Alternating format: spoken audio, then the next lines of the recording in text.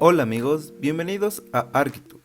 En este video aprenderemos a cómo volver a mostrar las barras de herramientas y de comandos de AutoCAD, ya sea que se haya cerrado por accidente o que al abrir un archivo haya desaparecido. Comenzamos.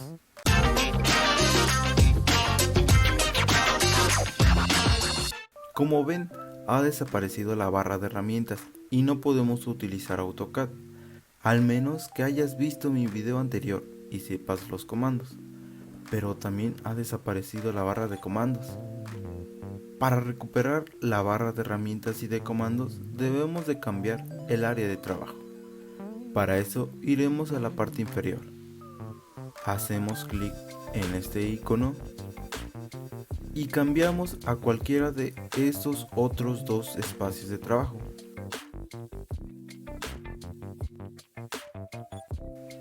Y a continuación volvemos al espacio de trabajo que estábamos utilizando.